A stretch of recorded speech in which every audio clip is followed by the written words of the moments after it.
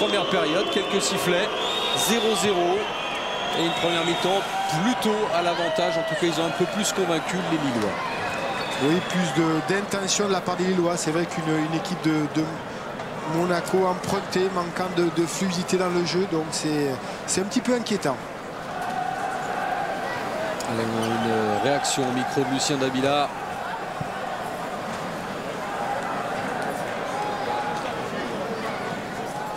Potentiel qui a semblé meilleur côté lillois, alors que le milieu de terrain monégasque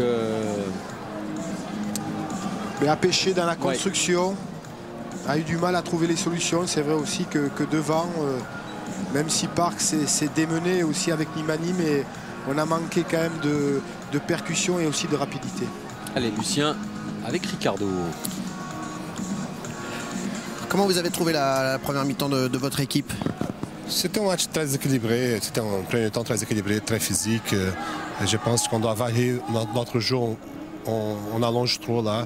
C'est vrai qu'avec Fred et avec Park, nous sommes dangereux, mais sinon c'est très facile la lecture pour le défenseur. Il faut varier le jeu. C'est le fait, il faut passer par les côtés. Tout à fait. Merci. Bon, voilà, c'est simple le football. Ça paraît simple. Bon, maintenant après c'est plus compliqué à le mettre en place. Non, c'est ce qu'on disait. Je crois une participation peut être un peu plus grande des deux latéraux, Koufré et Modesto. Voilà les tirs, il y en a eu 12, mais aucun de cadré côté monégasque. C'est le mal dont souffre Monaco cette saison, dit des attaquants de qualité, mais un peu trop tendre aussi par moment. Voilà, avantage plutôt lillois sur ce tableau sur de la bord. Possession du ballon, en tout cas, avantage lilloise au niveau des intentions, même des situations. On se fait plaisir, on regarde les meilleurs moments de la première période. Parce qu'il y a eu quand même quelques frappes dans le jeu, c'était un peu plus laborieux. Les Lillois d'abord pour la première occasion du match. Ça vient du jeu aérien de Demelo. Ça a souvent été la clé dans la première période. Oui, parce qu'au départ, il y a un bon centre de Debuchy. Demelo qui prend l'avantage sur Simic. Malheureusement, ça ne profite pas à l'attaquant lillois. Là, je crois que c'est la glissade de Debuchy qui ne profite pas à Merian. Il y avait peut-être mieux à faire, peut-être aller provoquer le défenseur lillois. Parce que le contrôle est de qualité au départ. Et là, Merian prend ce ballon de l'extérieur. Parce qu'il y a un retour la plus proche du but pour les Monégasques de la première période. Nkoulou, ensuite. Ça c'est la déviation. On saute le milieu de terrain et ensuite Park. Là, il y a une belle déviation de Nimani sur Park qui avait anticipé cette déviation. Bel enchaînement de la poitrine et derrière, sans se poser de questions. Beaucoup de spontanéité, c'est chez l'attaquant monégasque. Dans la boîte, c'est ce qu'avait demandé Rudy Garcia. Et à l'arrivée, la plus belle occasion sans doute. Avec ensuite, vous verrez la frappe lointaine sur la barre.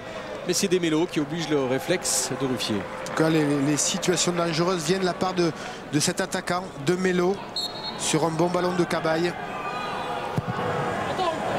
Et là voilà, cette frappe justement qui atterrit sur la barre transversale, signée Debuchy. En tout cas, belle inspiration de Debuchy. Et il faut tout le talent de Ruffier pour s'arracher, pour essayer de...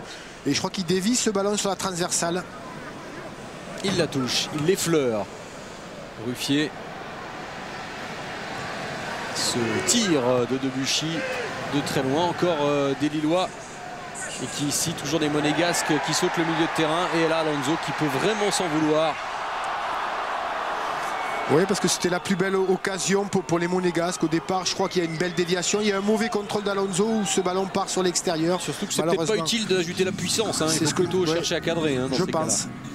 Allez, on revoit les résultats définitifs de la soirée d'hier. Oh, on a envie de réagir, vous avez plein de choses à dire sur ce sujet, mais il y a évidemment un club qui vous interpelle, c'est Nantes, vous y avez joué évidemment, vous êtes triste forcément, il y a du boulot. Oui, triste parce que bon, j'ai connu de belles choses et quand je les vois dans cette situation et que je me dis, en regardant le match hier, je suis quand même inquiet pour ce club que j'aime, voilà, donc Bon, maintenant, je crois que Eli Bopp a un gros travail, donc à remobiliser son groupe, mais ça ne sera pas évident, surtout que bon, on s'aperçoit aussi que même les supporters s'en prennent bon, à la genelière, aussi aux joueurs, donc c'est un petit peu délicat. Allez, jingle et on est de retour à Louis II.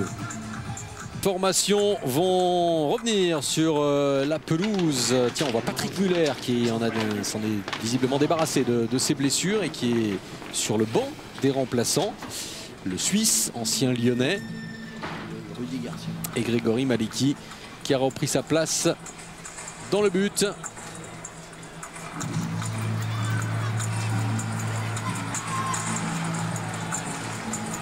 Et a priori pas de changement à l'entame de cette seconde période.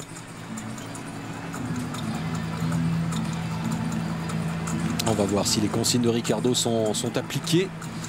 À savoir éviter comme ça de sauter systématiquement le milieu de terrain et de poser un petit peu plus le jeu. Quant à Lille, pas grand chose à attendre de plus parce que ça a été bon. Oui, ça a été bon, ça a été solide derrière, créatif au milieu. Maintenant, jouer peut-être les coups un peu plus à fond et insister avec De Melo devant. Rudy Garcia avec Lucien. On va aller vite. Rudy, comment vous avez trouvé la première mi-temps de votre équipe? Écoutez, je crois que c'est pas un grand match pour l'instant. Il y a beaucoup de jeux longs. Maintenant, la qualité de la pelouse fait aussi que c'est difficile pour les deux équipes pour jouer. Maintenant, c'est pas des excuses. Nous, avec le ballon, je pense qu'on peut faire beaucoup mieux. Par contre, dans les duels, dans l'impact physique, on répond présent. Donc, il faut au moins continuer sur ce domaine-là. Merci Rudy. Allez, on le libère et la justesse. Il a tout dit. On voit qu'il a été consultant avec nous. Oui, bon, mais en plus, bon, je crois qu'il a une bonne analyse. Bon, il a vu la première mi-temps comme nous. C'est vrai que cette équipe de Lille a été solide, je dirais déterminée. Bon, maintenant, s'appliquer un petit peu dans les transmissions entre les milieux et les attaquants.